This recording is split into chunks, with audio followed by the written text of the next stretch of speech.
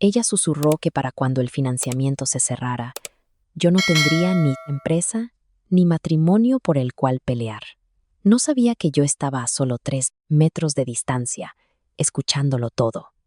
Pero tampoco sabía que yo llevaba meses construyendo un sistema que registraba cada una de sus mentiras. Todo empezó 37 días antes de la votación que lo decidiría todo. Mi esposa dijo esas palabras mientras yo estaba a 3 metros de distancia, con un pequeño pastel de aniversario en mis manos. Raquel estaba detrás de un cristal esmerilado en una sala VIP del aeropuerto, hablando con un hombre que no podía ver. Él le preguntó si yo todavía creía que su viaje era por una conferencia. Raquel se rió. Javier cree lo que sea que haga el matrimonio más fácil. No crucé esa puerta, ni la llamé por su nombre. Observé cómo el betún azul se ablandaba bajo la tapa de plástico transparente mientras mi matrimonio cambiaba de forma. 37 días después, Raquel se sentaría ante nuestro consejo de administración y argumentaría que yo ya no era apto para dirigir la empresa. Ella no sabía que yo la había escuchado. Tampoco sabía qué pasaría los siguientes 24 días, descubriendo en qué se había convertido nuestro matrimonio para ella. Mi nombre es Javier Morales. Tenía 39 años y Raquel y yo llevábamos casados 8 años. Hacía 6 años. Habíamos fundado una empresa de equipos de rehabilitación en Monterrey, Nuevo León. La idea surgió después de que mi madre, Elena, tuviera una cirugía de cadera. Sus aparatos de apoyo tenían mangos incómodos, piezas de repuesto que tardaban en llegar e instrucciones confusas. Empecé a dibujar mejores diseños en la mesa de su cocina. Raquel entendía cómo hacer que la gente viera por qué el producto importaba. Yo diseñé la cadena de suministro y el sistema operativo. Ella construyó la marca y atrajo la atención de los inversionistas. Los artículos la llamaban la fuerza detrás de la empresa. Nunca los corregí porque creía que estábamos construyendo un futuro juntos. Mi padre reparaba relojes en las afueras de la ciudad hasta que la artritis le impidió trabajar. Después de su muerte, heredé su viejo reloj de bolsillo. Tenía una caja de plata rayada y le faltaba un engranaje. Lo guardaba junto a mi escritorio y trabajaba en él cuando necesitaba pensar. Sin esa pequeña pieza, todo el mecanismo se detenía. La tarde en que se suponía que Raquel regresaba de una conferencia de marca de 3 días en Cancún, yo estaba examinando un lote de armazones de apoyo. Años antes, un proveedor había cambiado la documentación y casi envía un lote sin probar a un hospital. Desde entonces, verificaba los números de serie cuando un envío no me parecía correcto. También exigía que cada aprobación, exportación y acceso remoto llevara una marca de tiempo. Construyes un rastro para todo, dijo una vez. Un rastro. Evita que un error se convierta en 100. Le dije que las piezas estaban bien. Mi teléfono se iluminó mientras devolvía el último armazón a su estante. El mensaje de Raquel decía que su vuelo de regreso estaba demorado y que no fuera al aeropuerto. No le había dicho que iría. Ese día cumplíamos 9 años desde que nos conocimos en una cena de caridad de un hospital y había pedido un pastel lo suficientemente pequeño para 2. Su vuelo estaba programado para la tarde, así que salí temprano del trabajo y conduje al Aeropuerto Internacional de Monterrey. Esperaba encontrarla cerca del reclamo de equipaje. En cambio, la pantalla de llegadas mostraba su vuelo a tiempo.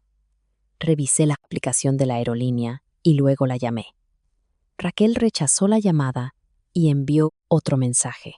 Sigo en una reunión.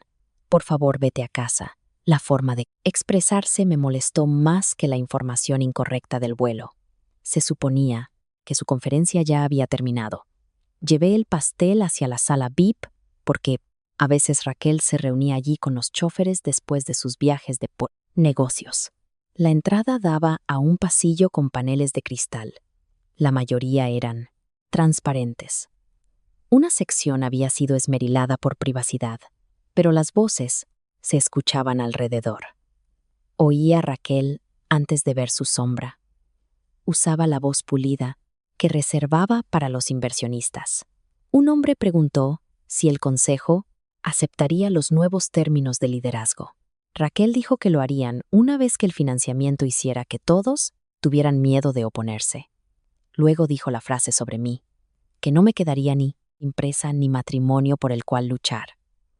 Mis dedos se apretaron alrededor de la base de cartón del pastel. A través del cristal esmerilado, dos sombras movieron. La voz del hombre me resultaba familiar, pero un anuncio de la sala cubrió sus siguientes palabras. Capté solo una frase sobre un paquete de firmas. Raquel dijo que ya casi terminaba. Javier firma porque cree que todos los problemas se resuelven manteniendo la empresa estable, dijo Raquel. Una vez que firme, el resto se vuelve simple, respondió el hombre. ¿Y el matrimonio? Esa parte siempre iba a terminar. Había pensado que la primera frase era la herida. La segunda me dijo que la herida tenía historia. Había pasado 6 años construyendo controles para nuestra empresa. En menos de un minuto, entendí que alguien había estado construyendo controles a mi alrededor. Las dos sombras se separaron. Me escondí detrás de una ancha columna antes de que se abriera la puerta. Un hombre caminó hacia la salida de recogida privada. Vi la espalda de un traje gris oscuro, luego el perfil de su rostro mientras revisaba su teléfono. Bruno Ayala. Era vicepresidente del fondo de inversión que consideraba nuestra próxima ronda de financiamiento. Raquel salió por el terminal principal 1 minuto después. Se detuvo junto al cristal, escribió un mensaje y caminó hacia el estacionamiento sin verme. Mi teléfono vibró con otro mensaje diciéndome que la demora era más larga y que no la esperara despierto. Vi a mi esposa desaparecer entre la multitud. Tenía suficiente para confrontarla. No tenía suficiente para entender qué contenía el paquete de firmas o cómo encajaba Bruno en el plan. Así que tomé una fotografía líquida de la pantalla de llegadas, anoté la hora y no seguí a ninguno de los dos. Puse el pastel en una silla vacía. No tenía apetito para el camino a casa, y mucho menos para un betún con nuestros nombres escritos. Antes de irme, fotografié de nuevo la pantalla de vuelos y anoté la matrícula del sedán negro que recogió a Bruno en la salida privada. Quería un registro de dónde había estado cuando supuestamente estaba en otra ciudad, reunido con su comité de inversiones. Afuera, tiré el pastel a un contenedor de basura. La tapa se hundió en el betún y mezcló los nombres. Me quedé allí más tiempo del debido, mirando una caja de plástico barata como si pudiera decirme cuándo mi matrimonio se había convertido en una transacción. Luego conduje a casa. Raquel llegó poco después de las 10 de la noche. Entró con una maleta, me besó en la mejilla, se quejó de los retrasos de la aerolínea, dijo que finalmente había tomado un vuelo más tarde desde Cancún, porque la conferencia terminó temprano. La historia era imposible, pero la contó con la confianza de alguien que repite una presentación ensayada. ¿Cómo estuvo el segundo día?, pregunté. Colgó su abrigo y se dirigió a la cocina. Agotador. El panel de branding se alargó y la cena con los compradores del hospital duró una eternidad. ¿Quién habló en el segundo día? Raquel respondió demasiado rápido. Nombró a un consultor de São Paulo, a un director de comunicaciones de un hospital de Guadalajara y a un diseñador cuyo trabajo me era familiar. Incluso se quejó de la temperatura de la sala. Esos detalles estaban destinados a cerrar el tema. En cambio, me dieron 3 datos para verificar. Deberías haberte quedado en casa, dijo. Te ves cansado. Día largo en la planta. Me estudió por un momento y luego sonrió. Siempre haces que los días difíciles parezcan manejables. Esa frase alguna vez me pareció amor. Después del aeropuerto, sonaba como una evaluación. No pregunté por Bruno. Si la acusaba, podría negar la conversación, borrar archivos, advertirle y cambiar lo que fuera que aún requiriera mi firma. Necesitaba saber si había escuchado un plan horrible o uno ya completado. Cuando Raquel subió, abrí mi laptop del trabajo en la mesa de la cocina. La conferencia tenía un sitio web público. Su agenda listaba cada panel y ponente. El consultor que Raquel nombró había aparecido el primer día, no el segundo. El director de Guadalajara había cancelado 2 semanas antes. El diseñador nunca había estado en la lista. Nuestra empresa había comprado 2 pases para la conferencia. El pase del gerente de marketing había sido cancelado. El de Raquel nunca había sido activado. Lo que sea que hubiera hecho durante 3 días, no había asistido a esa conferencia. A la mañana siguiente, revisé nuestro calendario ejecutivo compartido. El fondo de Bruno había bloqueado 3 días para lo que llamó una sesión de debida diligencia externa. No se especificaba ninguna ciudad. Comparé el calendario con la agenda pública de eventos del fondo. Bruno tampoco había asistido a la conferencia de Cancún. Mantuve mi comportamiento normal. Fui a trabajar, revisé la producción y me uní a Raquel para almorzar en la sala de juntas. Habló de la próxima ronda de financiamiento como si fuera nuestra última escalada juntos. La empresa tenía un gran pedido de un hospital pendiente, y el nuevo capital nos permitiría comprar materiales sin afectar la nómina. Necesitábamos el dinero. Ese hecho hacía el plan peligroso. Si Raquel y Bruno vinculaban el financiamiento a nuevos términos de liderazgo, podrían hacer que la resistencia pareciera irresponsable. Bruno quiere los documentos listos para fin de mes, dijo ella. ¿Qué documentos? Abrió su ensalada y evitó mi mirada por medio segundo. El paquete de cierre estándar, actualizaciones de gobierno, corporativo, protecciones para inversionistas. Nada inusual. Envíame la última versión. El equipo legal todavía la está puliendo. La tendrás antes que la necesites.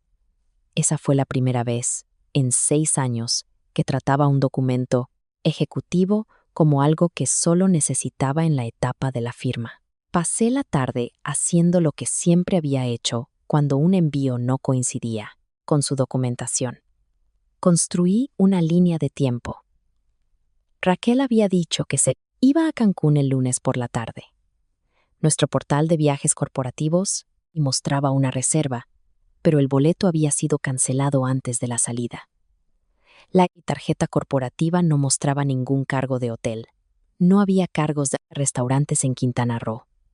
En cambio, 3 gastos locales habían sido etiquetados como desarrollo de clientes y registrados en Monterrey. Uno era un pago a un servicio de coche privado.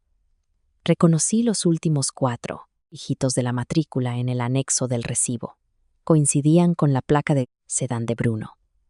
Guardé copias de los sistemas que estaba autorizado a gestionar y documenté cuándo accedí a ellos. Me mantuve fuera del correo electrónico, personal, el teléfono y las cuentas privadas de Raquel. Si esto terminaba en una disputa en el consejo o en un divorcio, quería que los hechos sobrevivieran a las preguntas sobre cómo los había obtenido. Esa noche, Raquel describió un retraso por una tormenta tropical en el Caribe. Aunque en Cancún solo había llovido, había preparado un viaje completo que nunca sucedió. Después de que se fue a la cama, volví al sitio web de la conferencia y busqué en la lista final de asistentes una vez más. El resultado apareció en texto sin formato. No había registro de que Raquel Morales hubiera entrado a esa conferencia, y el rastro de gastos locales apuntaba hacia Bruno. El viaje falso me dio un punto de partida, no una respuesta. Necesitaba saber qué había hecho Raquel en Monterrey mientras yo creía que estaba en Cancún, y qué esperaba que lograra mi firma. A la mañana siguiente, revisé los registros que caían bajo mi responsabilidad como director de operaciones. Verifiqué el calendario de la empresa, facturas aprobadas, archivos de proveedores, informes de acceso remoto y la sala de datos, segura para inversionistas creada para el fondo de Bruno. No estaba leyendo mensajes privados. Estaba examinando la actividad de la empresa vinculada a mi nombre y autoridad. La cuenta de Raquel se había conectado a nuestra red de Monterrey los 3 días de su supuesta conferencia. 2 de las sesiones provenían de una dirección IP residencial ya asociada con una entrega a un proveedor. El sistema no me dio un nombre de una persona, pero redujo la ubicación a un edificio cerca del centro. Se habían ingresado una serie de pagos bajo consultoría de marca. Cada factura provenía de Estrategia Durán. Conocía a nuestros consultores habituales y Durán no era uno de ellos. Los montos eran lo suficientemente pequeños como para evitar el umbral de revisión semanal. Juntos, no eran pequeños. El perfil del proveedor listaba una casilla de correo comercial como su dirección. El formulario fiscal tenía un número de identificación válido, pero las descripciones de los servicios eran vagas.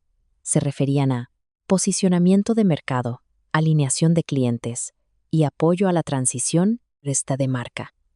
Ninguno nombraba un entregable. Abrí el historial de aprobaciones. Raquel había creado el proveedor 4 meses antes. La segunda aprobación aparecía bajo mis credenciales a las 2:14 de la mañana. Recordaba esa noche. Habíamos cenado en casa y me había quedado dormido en el sofá después de un día de 16 horas. Raquel me había cubierto con una manta y se había llevado mi laptop al estudio. El recuerdo me heló las manos. Nuestro sistema requería una contraseña y una pregunta de seguridad para aprobaciones sensibles. Raquel sabía la respuesta porque era el nombre del hospital donde mi madre había trabajado. Nunca había considerado eso como algo peligroso dentro de mi propio matrimonio. El registro de auditoría mostraba que mis credenciales habían aprobado a Estrategia Durán desde nuestra red doméstica mientras yo dormía.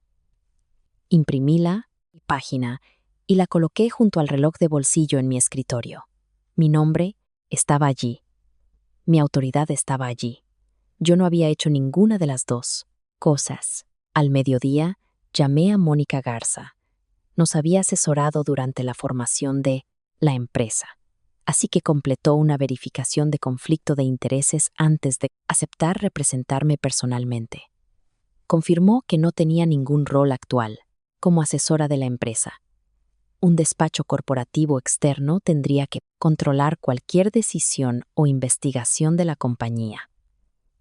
Luego escuchó, mientras yo describía el aeropuerto, el boleto cancelado, las facturas y el uso de mis credenciales. No cambies los accesos todavía, dijo. No hasta que sepamos si hay un riesgo inmediato para los pacientes, la nómina o los datos. Si bloqueas a Raquel sin un proceso, puede alegar que estás usando el poder corporativo en una disputa matrimonial. Y si no hago nada, preservas el sistema. Limita las nuevas aprobaciones, donde puedas hacerlo como un control de rutina y documenta cada paso. También quiero que dejes de usar respuestas de seguridad compartidas hoy mismo. Hazlo para tu cuenta, sin anunciar por qué. No me prometió la victoria. Me dijo lo que la evidencia podía establecer y lo que no. Una historia de viaje falsa podía demostrar engaño. Una aventura podía terminar un matrimonio. Ninguna de las dos cosas probaba automáticamente una mala conducta corporativa. Las facturas, los registros de acceso, las exportaciones de datos y las conexiones de propiedad importarían más al consejo. Mónica revisó los registros públicos. Estrategia Durán había sido constituida 5 meses antes por un agente registrado. No tenía sitio web público ni empleados.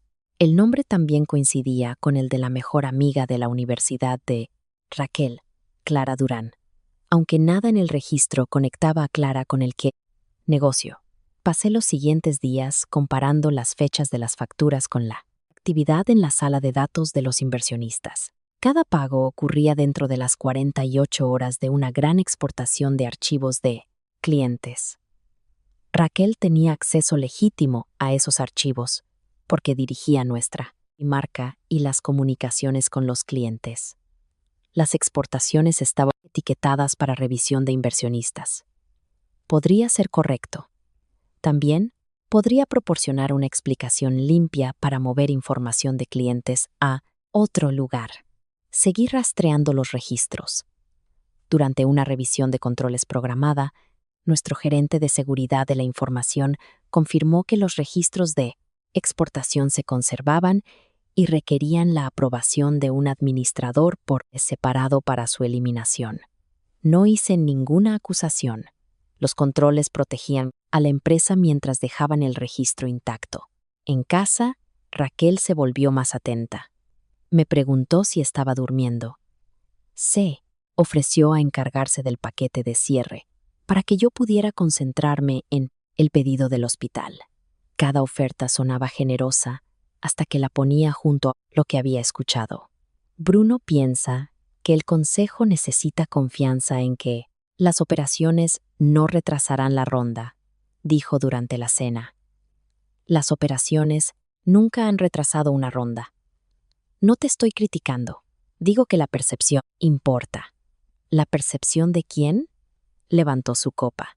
La percepción de los inversionistas. Me pregunté cuánto tiempo llevaba enseñando a la gente a ver mi trabajo como un lastre mientras lo usaba para hacer valiosa a la empresa. Al 9º día después del aeropuerto, llamó Mónica. Estrategia Durán no tenía un historial operativo visible, pero sus facturas incluían anexos de reembolso de un segundo negocio. Los anexos se emitían a las pocas horas de nuestros pagos, representaban la mayor parte del dinero que Durán nos había facturado. El negocio que emitía esos anexos era una empresa de administración de propiedades, que se especializaba en apartamentos corporativos amueblados. Las referencias de los anexos incluían un número de unidad y las iniciales B. A. Un registro de entrega de productos en nuestro propio sistema de logística usaba la misma dirección. La línea del destinatario decía Unidad de demostración ejecutiva. Nunca había aprobado una unidad de demostración fuera de las instalaciones. No vayas allí solo y no entres sin autorización por escrito, dijo Mónica. Averigua qué propiedad de la empresa se entregó. Empieza con tus propios registros de envío. Consulté el archivo de envíos. 2 prototipos de dispositivos de movilidad habían salido de nuestro almacén 6 semanas antes. El campo de liberación llevaba mi nombre. La aprobación digital se había generado durante otra sesión nocturna desde nuestra red doméstica. El recibo de entrega contenía más que una dirección. Incluía un formulario de acceso de proveedor permanente que autorizaba al personal de servicio programado a entrar al apartamento con el apartamento administración del edificio. El arrendatario era una subsidiaria de inversión controlada por el fondo de Bruno. Las facturas habían llevado de estrategia Durán al apartamento de Bruno, y nuestros prototipos ya estaban dentro. La dirección del apartamento pertenecía a una torre de cristal cerca del centro de Monterrey, a 15 minutos de nuestra oficina. Para entonces, probar la aventura era la parte fácil. Mi propósito era encontrar 2 prototipos de la compañía que habían sido retirados con mis credenciales y entregados en una ubicación no revelada. Los dispositivos estaban atrasados para una inspección de rutina. La administración del edificio tenía autorización por escrito para admitir a nuestro equipo de servicio. Así que fui con un técnico senior. 2 días después, llegué con Miguel Santos, nuestro técnico de campo senior. Miguel había trabajado conmigo durante 4 años. Le dije que los prototipos podrían haber sido liberados fuera del procedimiento y que estábamos allí para confirmar los números de serie. El matrimonio no tenía nada que ver con su tarea. La mujer de la recepción revisó la orden de servicio, llamó al número en el archivo del contrato de arrendamiento y recibió autorización de un asistente. Luego me sonrió y dijo, la señorita Raquel Ayala pidió que cualquier problema con el equipo se enviara directamente a su oficina. Pensé que había oído mal. ¿Dijo usted Raquel Ayala? Sí, Raquel Ayala. Es contacto de la unidad. No la corregí. La administradora del inmueble nos llevó arriba, Abrió la puerta y permaneció dentro mientras trabajábamos. El apartamento tenía la vaciedad pulida de una casa modelo. No había fotos familiares, ni correo en la encimera. 2 copas de vino estaban junto al fregadero. Una chaqueta de hombre colgaba de una silla y una bufanda de mujer, que yo había comprado en San Miguel de Allende, estaba sobre el respaldo del sofá. Dejamos ambos artículos personales donde estaban. Los prototipos estaban colocados cerca de las ventanas, bajo luces de exhibición portátiles. Miguel revisó las placas de serie mientras yo las comparaba con nuestro archivo de liberación. Ambos pertenecían a un lote de preproducción que requería mi aprobación por escrito antes de salir del almacén. La liberación se había ingresado a las 11:42 de la noche. Los registros de las tarjetas de acceso y los informes de 3 gerentes me ubicaban en el almacén del hospital a esa hora, no en la computadora de casa utilizada para la aprobación. Estos no están listos para una demostración externa, dijo Miguel. El ensamble del freno izquierdo en esta unidad todavía está bajo revisión. Fotografía las placas de serie y el estado. Nada más. Junto a los dispositivos había una pila de carpetas de presentación en blanco. La carpeta superior estaba abierta y una hoja de producto yacía dentro. No, necesitamos moverla para ver el nombre impreso sobre fotografías de equipos que yo había diseñado. Segundo Horizonte Mobility. El nombre de nuestra empresa no aparecía por ninguna parte. La administradora me dio el paquete de entrega adjunto al registro de servicio de la unidad. Raquel había firmado por los dispositivos. En la línea de la firma había escrito Raquel Morales, pero el perfil de contacto del edificio la identificaba como Raquel Ayala. Ya sea que hubiera elegido el nombre o permitido que el personal lo asumiera, había estado viviendo aquí como parte de la vida. Bruno. Miguel se quedó mirando la hoja del producto. ¿Este es uno de los nuestros? El equipo es nuestro, dije. El nombre no. Le pedí que desactivara los prototipos por seguridad y colocara sellos de seguridad sobre los paneles de control. No, los retiramos porque la orden de servicio cubría la inspección, no la recuperación. Fotografié los sellos, los números de serie, la hoja de producto A, la vista y el paquete de entrega proporcionado por la administración. Luego nos fuimos. En el ascensor, Miguel preguntó si debíamos llamar a Raquel. Todavía no. Envía tu informe de inspección a través del sistema normal. Marca las unidades como no y disponibles para demostración. Asintió. Pero su rostro me dijo que entendía que no se trataba de un error de envío. De vuelta en la oficina, revisé el código de proyecto en las etiquetas originales del almacén. El campo contenía 2 palabras que nunca había visto antes. Segundo Horizonte. Busqué en nuestros archivos internos. La frase aparecía en una carpeta de transición de marca que Raquel había marcado como restringida para la debida diligencia del financiamiento. Mi rol me permitía ver que la carpeta existía, pero no abrir todos los documentos dentro de ella. Guardé los detalles de la carpeta y le di a Mónica el código del proyecto. Ella buscó en los registros públicos de comercio. Ninguna empresa en Nuevo León usaba ese nombre exacto. Eso no significaba que no existiera. Podría estar registrada en otro estado, bajo una empresa matriz o aún no ser pública. Esa noche, Raquel llegó a casa con comida para llevar de mi restaurante favorito. Puso los recipientes en la encimera y me abrazó por la espalda. Nos he extrañado, dijo. Podía oler el mismo perfume que persistía en la bufanda del apartamento. Has estado ocupada. La ronda de financiamiento casi termina. Después de eso, podemos tomar un viaje de verdad. Sin conferencias, sin teléfonos. Hablaba de un futuro mientras una segunda versión de su vida está mueblada a 15 minutos de distancia. Le pregunté si se estaban usando prototipos en demostraciones para inversionistas. Sus brazos se aflojaron. Marketing podría haber sacado muestras. ¿Por qué preguntas? Uno de los ensambles de freno está bajo revisión. Entonces encárgate. Ese es tu departamento. La facilidad de... Su respuesta mostraba cuán completamente esperaba que yo protegiera el producto, sin preguntar a dónde había ido. Esperé a que saliera de la cocina. Luego envié los números de serie, el informe de inspección y los documentos de entrega a Mónica. Ella respondió con una sola frase. Esto ya no es solo un asunto matrimonial. A la mañana siguiente, apareció un resultado de búsqueda en el registro público de comercio de la Ciudad de México.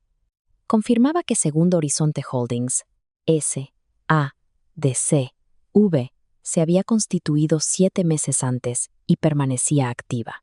El acta constitutiva pública nombraba a un agente registrado, pero no identificaba a los accionistas. Lo que sea que vinculara a Bruno y Raquel a esa empresa tendría que provenir de registros más allá del acta. Yo había diseñado el producto, pero el nombre de la empresa en la etiqueta no era el nuestro. Ahora, necesitaba saber quién era el dueño del nombre antes de que Raquel me obligara a firmar para darle poder. Segundo Horizonte cambió la pregunta. Ya no me preguntaba si Raquel planeaba dejarme. Me preguntaba si ella y Bruno estaban construyendo una empresa de reemplazo con nuestros productos, nuestras relaciones con los clientes y mi historial de aprobaciones. El registro público ocultaba la propiedad de Segundo Horizonte detrás de su estructura legal. Mónica confirmó la fecha de constitución y el agente, pero no quién se beneficiaría.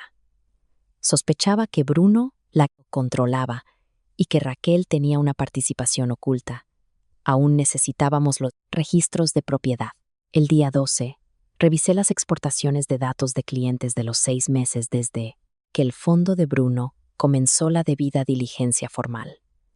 Raquel había exportado 5 archivos grandes.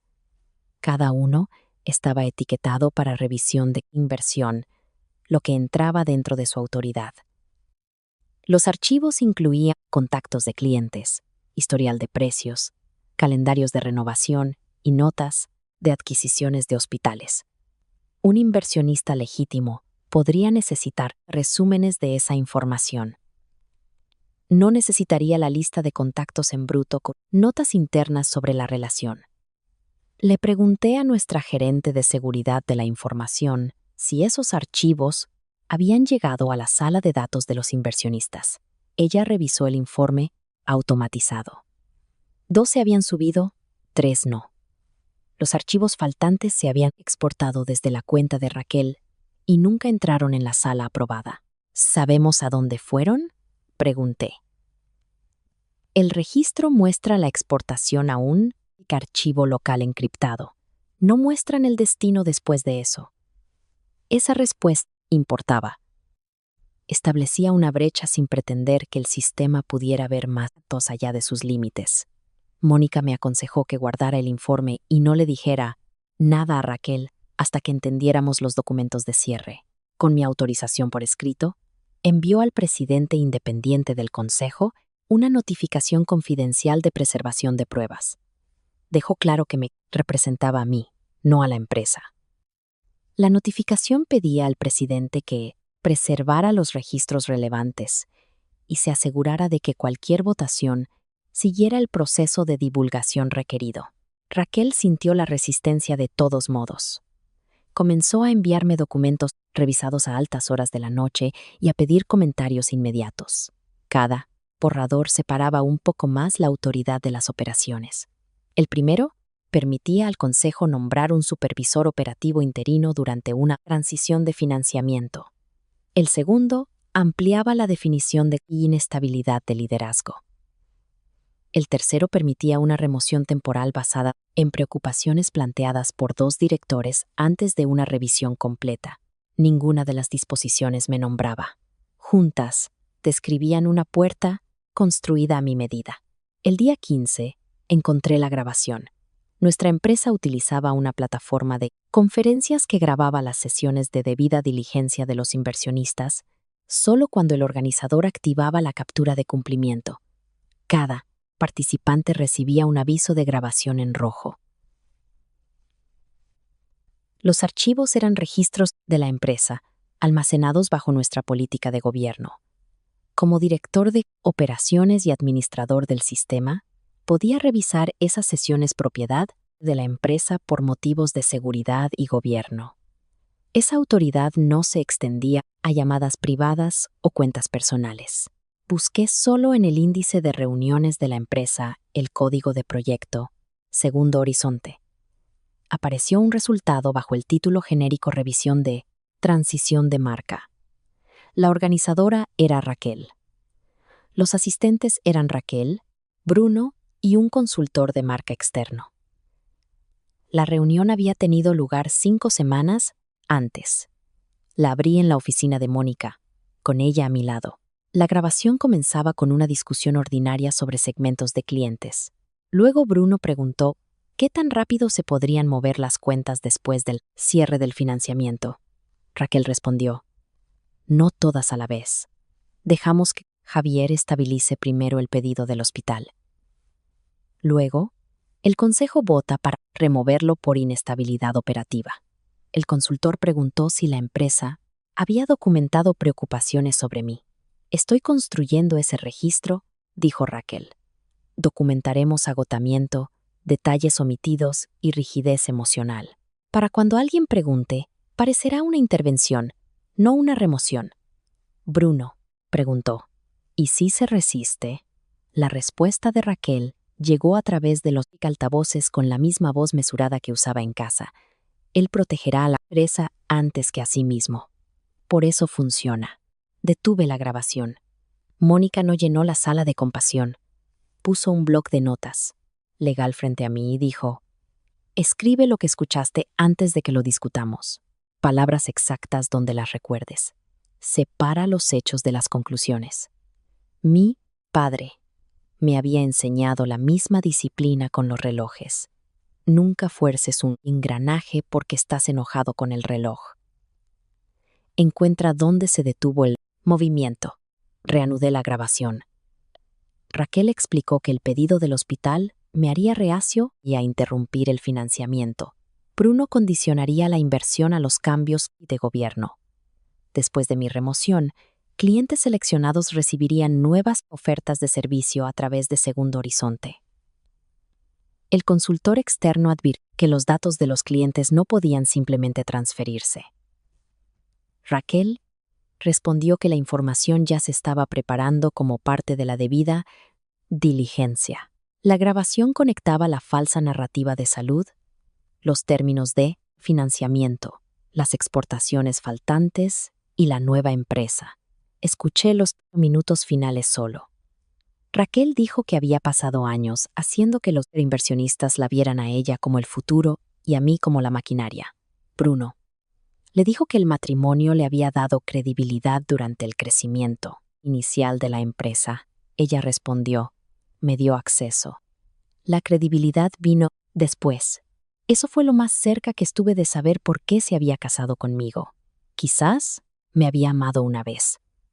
No podía saber la verdad privada de una mujer que había mentido sobre tanto. Pero para cuando construimos la empresa, ella había comenzado a medir nuestro matrimonio por lo que le permitía alcanzar. En el escritorio, junto a la laptop, el reloj de bolsillo de mi padre se detuvo. Le había dado cuerda esa mañana mientras probaba el resorte reparado, pero sin el engranaje faltante, el movimiento no podía continuar. El segundero tembló y se detuvo. Cerré la caja de plata. A las 8 de la mañana siguiente, cada miembro del consejo recibió un aviso de Raquel. Anunciaba una revisión de liderazgo de emergencia basada en preocupaciones sobre mi aptitud operativa. Adjuntaba correos electrónicos seleccionados que mostraban respuestas tardías, una lista de reuniones que había reprogramado y un resumen que afirmaba que me había vuelto olvidadizo y emocionalmente impredecible. Los ejemplos provenían del trimestre de producción más ocupado de nuestra historia. Ninguno probaba incapacidad. Juntos contaba la historia que Raquel le había prometido a Bruno. La reunión estaba diseñada para removerme antes de que yo expusiera a Segundo Horizonte. El día 25, Raquel finalmente me confrontó. Durante 24 días había investigado sin enfrentarla. Esa mañana entró en nuestra cocina con café y el aviso de revisión de emergencia ya abierto en su tableta. Su voz llevaba la preocupación cuidadosa de una esposa que se prepara para explicar el declive de su marido a otras personas. Necesitamos hablar sobre la presión bajo la que has estado, dijo. ¿Es esta una conversación con mi esposa o con el consejo? Puso el café frente a mí. No deberían ser conversaciones diferentes. Entonces dime qué resultado quieres. Raquel se sentó frente a mí. Su teléfono descansaba boca arriba junto a su mano. Una pequeña luz roja brillaba cerca de la parte superior de la pantalla. Estaba grabando. Quiero que aceptes ayuda, dijo. Has faltado reuniones. No estás durmiendo.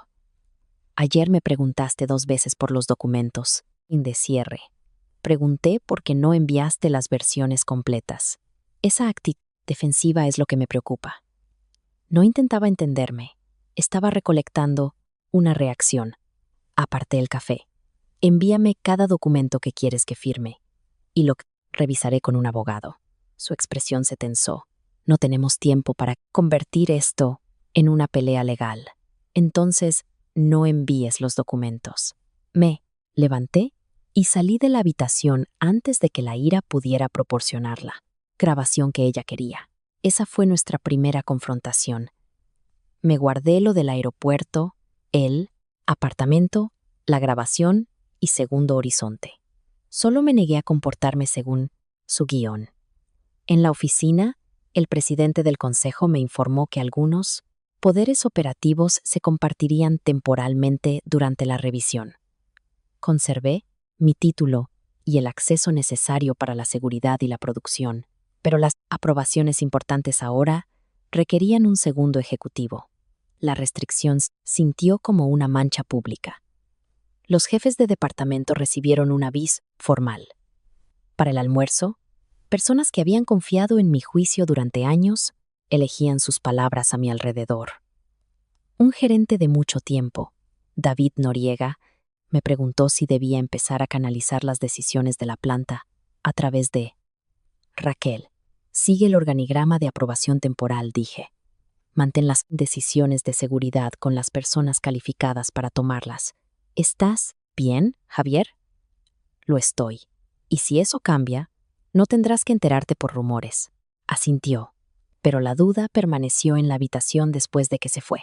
Bruno llamó esa tarde. Dijo que el fondo se retiraría a menos que yo firmara el paquete de financiamiento en 72 horas. El pedido del hospital requería una compra de material importante. No podíamos cubrirla cómodamente con el efectivo actual. Si el financiamiento desaparecía sin un plan de reemplazo, la producción podría ralentizarse y más de 100 empleados lo sentirían. Esta ronda protege lo que construiste, dijo Bruno. ¿Cuál versión? La que sobreviva. Le pedí que enviara los documentos finales a través del portal formal. Me dijo que Raquel ya los tenía. Respondí que una transacción que afectara mi autoridad no sería aprobada desde una copia en poder de mi esposa. Estás demostrando la preocupación del consejo, dijo. Al pedir los documentos, terminó la llamada. La elección estaba diseñada para atraparme. Si firmaba, los términos de gobierno le daban a Raquel y Bruno una ruta más rápida para removerme. Si me negaba, podían culparme por arriesgar el contrato del hospital y la nómina. La evidencia ya no se sentía como control. Se sentía como una pila de papel junto a un fuego. Conduje para ver a mi madre. Elena vivía en la misma casa pequeña donde había dibujado por primera vez nuestros dispositivos. Tenía 67 años y caminaba sin ayuda ahora. Aunque todavía guardaba uno de nuestros primeros armazones de apoyo en el pasillo. Mantuve las grabaciones y los archivos de la empresa en privado. Le dije que Raquel y un inversionista estaban tratando de usar la ronda de financiamiento para sacarme, y que luchar contra ellos podría poner en peligro un pedido que los hospitales esperaban. Mi madre escuchó mientras doblaba toallas limpias en la mesa de la cocina. ¿Construiste la empresa para salvar el nombre en la puerta?, preguntó. ¿O a la gente detrás de ella? A la gente. Entonces, deja de confundir las dos cosas. Una empresa puede sobrevivir a un trato retrasado. La gente no siempre sobrevive a una mentira que se convierte en política. No me dio una estrategia. Me recordó lo que la estrategia tenía que proteger. De vuelta en Monterrey, Mónica y yo revisamos el paquete de financiamiento línea por línea. El dinero llegaría solo después de que el Consejo adoptara las nuevas posiciones de liderazgo. El fondo de Bruno recibiría un asiento en el Consejo de inmediato. Una segunda cláusula permitía que el financiamiento se pausara si los ejecutivos clave no pasaban una revisión de aptitud. Raquel había arreglado los documentos para que mi firma apoyara tanto la inversión como el proceso utilizado para removerme. Como mi abogada, Mónica me ayudó a revisar nuestro manual de gobierno corporativo, avisos de seguros y procedimientos del comité de auditoría. Cerca de la medianoche, encontró el lenguaje de control. El estatuto del comité de auditoría y la política de transacciones con partes relacionadas requerían la preservación de pruebas y una revisión independiente antes de que una transacción de control de gestión pudiera proceder bajo estas circunstancias. La póliza de directores y funcionarios también requería una notificación inmediata, si las acusaciones podían crear una reclamación. Esas reglas no decidían la culpabilidad. Requerían un proceso independiente. La acusación de aptitud de Raquel vinculó tu salud a la decisión de financiamiento, dijo Mónica. Eso activó el requisito de revisión. Si el comité de auditoría ignora su propio estatuto, cada decisión tomada durante la transacción se vuelve más difícil de defender y el problema del seguro le sigue. ¿Podemos detener la votación? Podemos exigir que las personas adecuadas vean la evidencia. Después de eso, ningún abogado honesto promete el resultado. El plazo de 72 horas seguía existiendo. El pedido del hospital todavía necesitaba financiamiento. Mi autoridad seguía restringida, pero la historia de Raquel sobre mi salud había creado un proceso que ella no controlaba. La disposición de gobierno no era un arma que pudiera blandir contra Raquel. Era una puerta. Una vez que las condiciones estuvieran documentadas, el financiamiento propuesto no podría pasar por esa puerta sin una revisión independiente. Con mi autorización, Mónica envió los documentos de respaldo al presidente del Consejo bajo la misma notificación confidencial de preservación de pruebas. El presidente remitió el asunto al comité de auditoría. Un despacho de abogados corporativo externo tomó entonces el control de cada decisión de la empresa, incluyendo la notificación a la aseguradora, el alcance de la revisión y el manejo de los registros de la empresa. El despacho contrató a una firma de contabilidad forense independiente. Ni Mónica ni yo seleccionamos a los investigadores, dirigimos su trabajo o controlamos sus conclusiones. Les di los registros de acceso que mostraban el procedimiento, el uso de mis credenciales.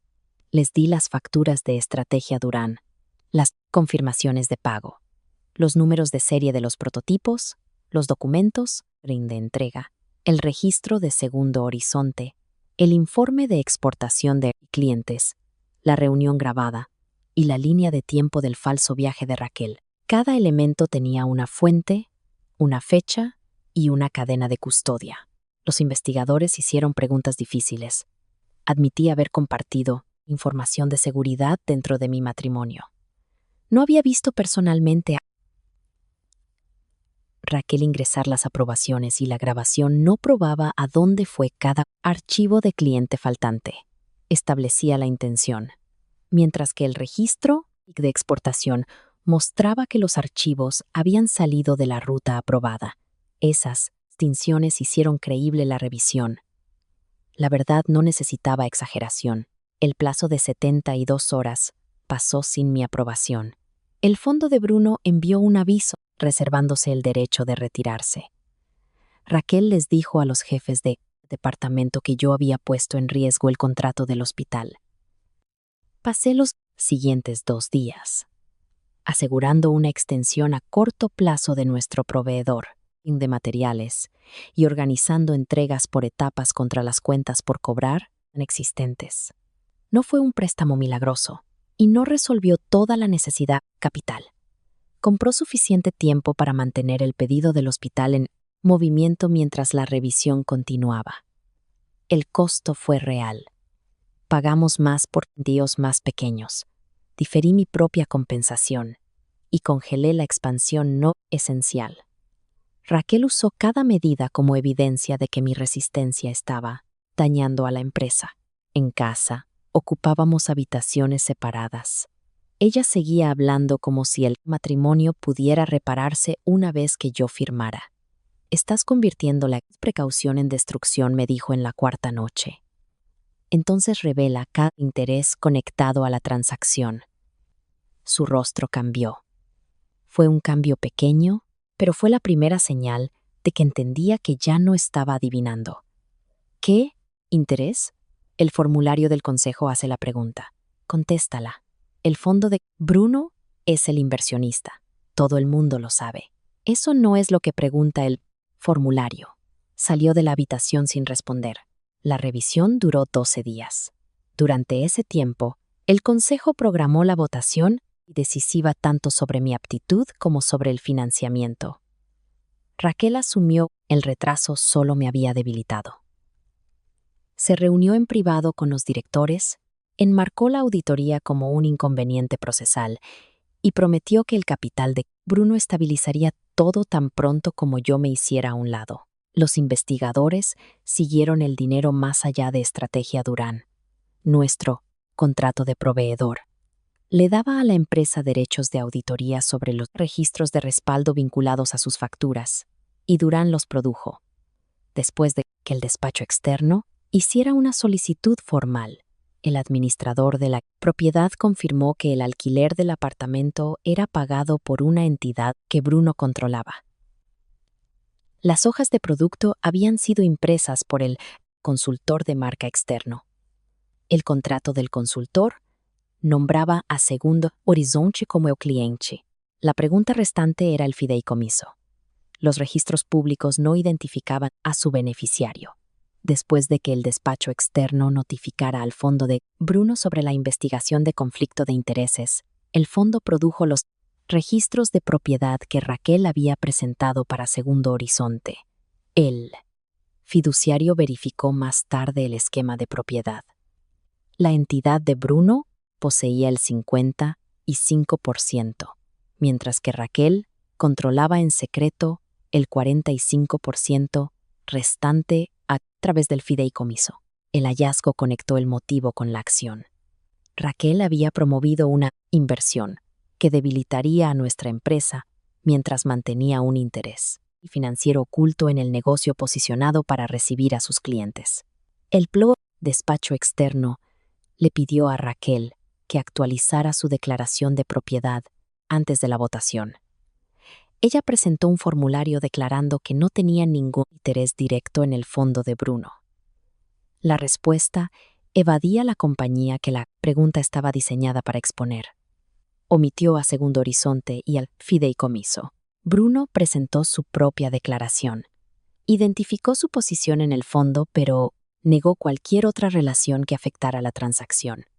No reveló el acuerdo del apartamento ni su relación personal con Raquel.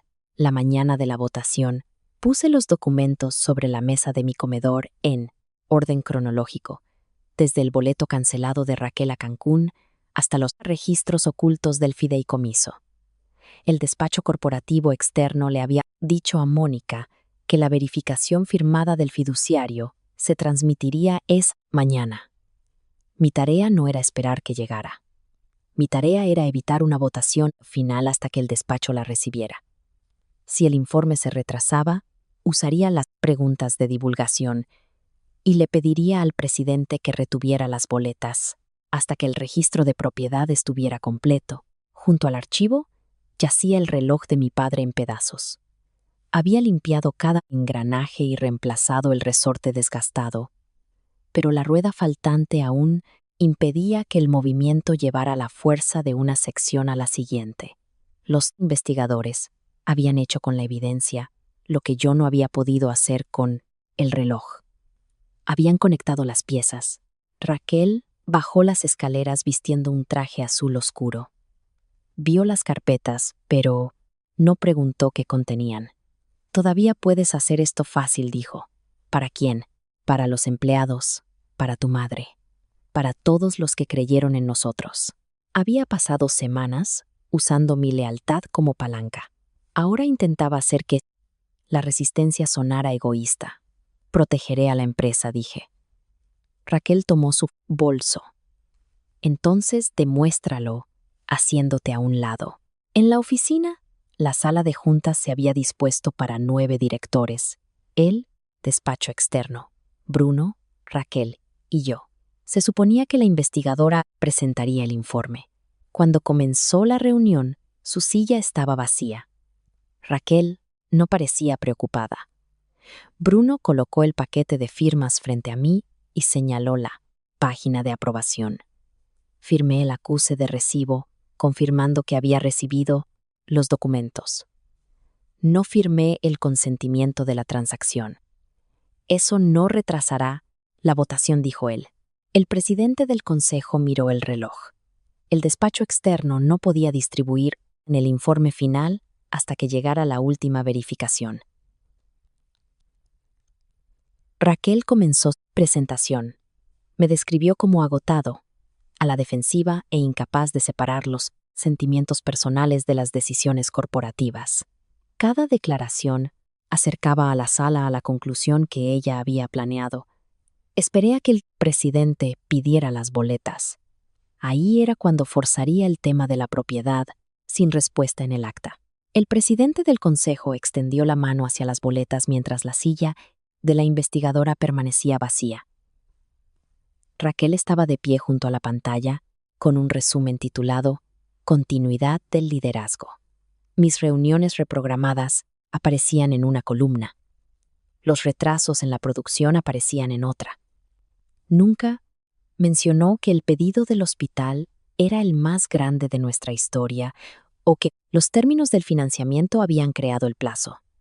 La contribución de Javier es parte de la fundación de esta compañía, le dijo al consejo. Pero proteger lo que construyó puede requerir que descanse mientras un nuevo liderazgo lo lleva adelante. Bruno siguió. Dijo que su fondo seguía comprometido, pero solo si la nueva estructura de gobierno se aprobaba ese día. La inversión, el pedido del hospital y la votación de liderazgo habían sido atados tan estrechamente que a los directores se les pedía que trataran la duda como un peligro. El presidente del consejo me preguntó si quería responder. Dejé a un lado mi personalidad, los correos tardíos y las mañanas cansadas. Abrí el formulario de divulgación de propiedad y hice la pregunta que podría detener una votación final.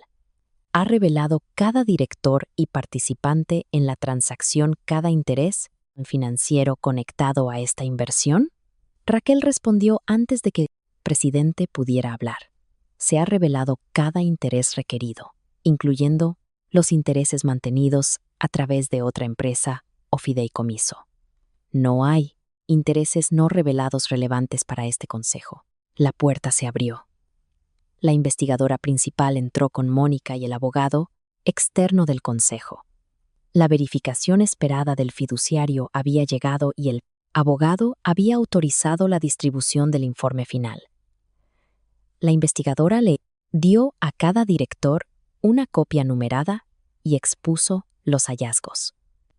Los registros del fideicomiso mostraban la verdad. Raquel poseía en secreto el 45% de Segundo Horizonte Holdings. Bruno controlaba el otro 55%. Ninguno había revelado esa desconexión mientras promovían el financiamiento y el plan para debilitar mi autoridad.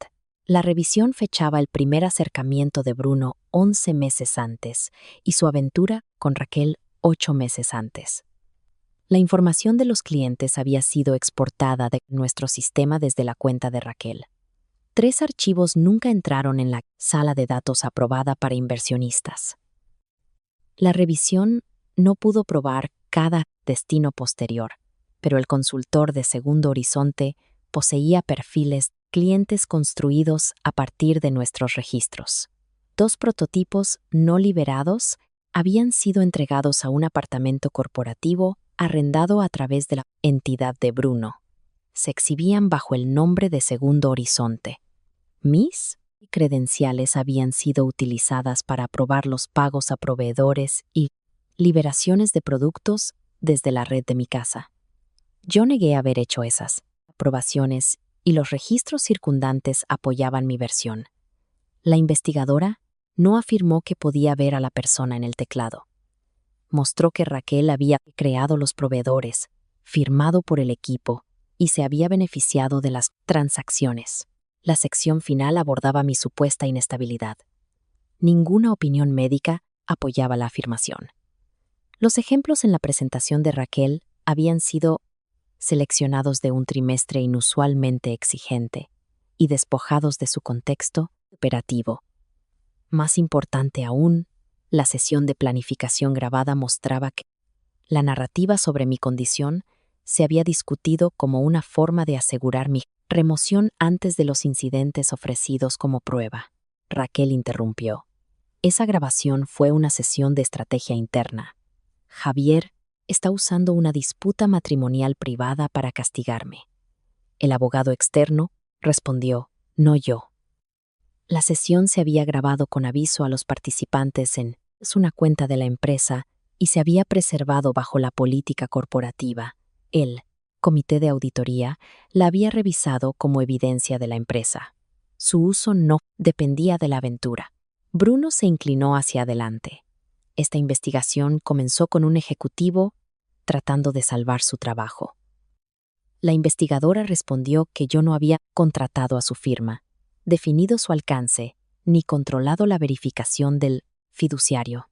El comité de auditoría lo había hecho. Luego, reprodujo el segmento, relevante. La voz grabada de Raquel llenó la sala. Describía cómo me removería, por inestabilidad operativa, después de que yo estabilizara el pedido del hospital. Bruno preguntaba si yo lucharía. Raquel decía, él protegerá a la empresa antes que a sí mismo. Por eso funciona.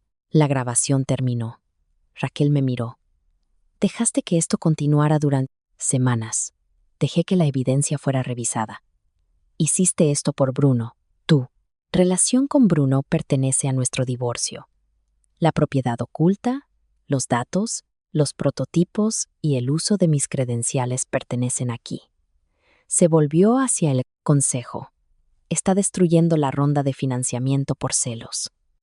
Puse mi mano sobre la página de consentimiento sin firmar. Estoy protegiendo a la empresa. Raquel se giró hacia Bruno. Tú diseñaste Segundo Horizonte. Me dijiste que el fideicomiso mantendría todo legal. El rostro de Bruno se endureció. Yo diseñé una estructura de inversión. Tú creaste los proveedores, exportaste los archivos y usaste las credenciales de Javier porque prometiste que dirigiríamos Segundo Horizonte juntos. Nunca fue nuestro, dijo él. Tú eras la persona con acceso. Raquel lo miró fijamente. Dijiste que dejarías el fondo después de que Javier fuera removido. Dijiste que mi 45% me convertía en tu socia. Tu propiedad es exactamente lo que no revelaste. La sala quedó en silencio. En menos de un minuto, cada uno había confirmado el papel del otro. Raquel había admitido la sociedad oculta. Bruno había admitido que usó su acceso para construirla. El presidente del consejo suspendió la votación sobre mi aptitud. Luego retiró la propuesta de financiamiento hasta que se pudieran abordar los problemas de propiedad y datos. Raquel fue removida de sus funciones durante la revisión. El comité de auditoría, no yo, Suspendió su acceso a las exportaciones de clientes y a las aprobaciones financieras. Bruno exigió tiempo para consultar a su fondo. El abogado externo le pidió que se fuera, mientras el consejo consideraba asuntos que involucraban intereses no revelados. Recogió sus papeles sin mirar a Raquel. En una hora, su fondo retiró la propuesta. Su aviso decía que Bruno había ocultado conflictos graves y había dejado el acuerdo expuesto a un riesgo inaceptable. El retiro no nos dio dinero fácil de otro lugar. Nos dejó con la costosa extensión del proveedor y el trabajo de encontrar capital limpio, pero eliminó los términos diseñados para transferir a Control. El consejo restauró mi autoridad operativa con la misma regla de aprobación de 2 personas que luego aplicaríamos a cada ejecutivo. David Noriega y los jefes de departamento recibieron una corrección. El consejo no había encontrado pruebas de que yo no fuera apto para liderar. Nadie me declaró perfecto. Restauraron la diferencia entre presión e incapacidad. Cuando la reunión terminó, los directores cerraron los informes numerados uno por uno. Raquel permaneció junto a la pantalla. Segundo Horizonte todavía era visible detrás de ella. Salí al pasillo. Mónica me entregó un sobresellado que contenía la demanda de divorcio que habíamos preparado después de que la revisión independiente confirmara el interés financiero de Raquel. Esperé a que Raquel se nos uniera. Luego se lo di. No lo tomó al principio. 8 años, dijo. Puedes reducir 8 años a un informe de auditoría. Tú los redujiste a acceso. El informe solo documentó lo que hiciste con él. Aceptó el sobre. Sus manos temblaban, pero no sentí placer en eso. Había querido la verdad. Pesaba más que la venganza. Mientras me alejaba, Raquel me llamó. ¿Algo de eso fue real para ti? La enfrenté a través del pasillo vacío. Esa fue la pregunta que pasé 24 días respondiendo. La empresa estaba a salvo, pero mi vida aún no estaba reconstruida. El divorcio decidiría si la última reclamación de Raquel sobre lo que construimos sobrevivía a la sala de juntas. Salvar la empresa no restauró el matrimonio, reemplazó el financiamiento, ni borró la historia que Raquel había contado sobre mí. Solo le dio a cada problema su nombre correcto. El divorcio tomó meses, no días. Mónica me representó personalmente y trabajó con un despacho corporativo independiente para que los intereses de la empresa no se confundieran con los míos. Raquel contrató a sus propios abogados. No, tuvimos un juicio dramático. Los registros hacían que una negación prolongada fuera costosa para todos. El acuerdo siguió a los registros. Raquel dejó la empresa, devolvió el dinero rastreado desde las facturas de la empresa hasta los gastos de Segundo Horizonte y aceptó límites legales sobre el uso de nuestros datos de clientes, diseños de productos o precios. No devolvió cada peso ni respondió a cada pregunta. El acuerdo protegió a la empresa y terminó el matrimonio. El fondo de Bruno llevó a cabo su propia investigación. Perdió su puesto después de que se confirmaran las relaciones personales y financieras ocultas. Sus propios registros terminaron una carrera construida sobre la divulgación y la confianza. Segundo Horizonte se disolvió sin los prototipos, la información de los clientes o la inversión prometida. Sus pulidas hojas de productos volvieron insignificantes. Una vez que los activos subyacentes fueron devueltos a las personas que los habían construido, Raquel envió varios mensajes durante el divorcio. Algunos me culpaban a mí y otros a Bruno. Uno admitió que había comenzado a ver nuestro matrimonio como una estructura que podía usar. Escribió que me había amado al principio. Creo que eso fue posible. También aprendí que un comienzo amoroso no excusa un final calculado. No la acepté de vuelta. La empresa pasó el siguiente año reconstruyéndose. Contratamos a un director financiero independiente. Ningún ejecutivo podía crear y aprobar al mismo proveedor. Las liberaciones de productos necesitaban 2 departamentos y las exportaciones de clientes activaban avisos de cumplimiento. Completamos el pedido del hospital a través de pagos por etapas a proveedores, una expansión más lenta y una ronda de financiamiento más pequeña con términos limpios. Permitió que las personas que hacían el trabajo siguieran haciéndolo. Mi madre asistió a la primera entrega. Pasó los dedos por un mango con la forma del boceto que había hecho en la mesa de su cocina 6 años antes. Este por fin se ajusta a una mano de verdad, dijo. También comenzamos a suministrar dispositivos cada trimestre a pacientes mayores con ingresos limitados. El trabajo le dio a la empresa un centro de nuevo. A mí también me lo dio. Durante meses, el reloj de bolsillo de mi padre permaneció abierto sobre el tapete de fieltro. Encontré una rueda de repuesto con un relojero que guardaba piezas antiguas en cajones etiquetados. El latón era de un tono diferente y un diente necesitaba ser moldeado con cuidado. La mañana en que nuestro primer envío comunitario estaba listo, coloqué la rueda en su lugar. Se resistió una vez. Ajusté el diente y lo intenté de nuevo. Esta vez, los engranajes llevaron la fuerza a través del movimiento. El segundero se movió. El primer tic fue seguido por otro. Cerré la caja, pero no pulí el rasguño que cruzaba la cubierta de plata. Mi padre había hecho esa marca durante años de uso. El daño pertenecía a la historia del reloj. No impedía que el mecanismo funcionara. Lo deslicé en el bolsillo de mi abrigo y conduje al hospital con el primer camión de reparto. La luz de la mañana se reflejaba en las puertas de cristal. ¿Crees que hice lo correcto al esperar y reunir toda la evidencia? ¿O debí haberla confrontado la misma noche en el aeropuerto? Cuéntamelo en los comentarios. Gracias por escuchar. Y si te gustó esta historia, no olvides suscribirte para no perderte la próxima.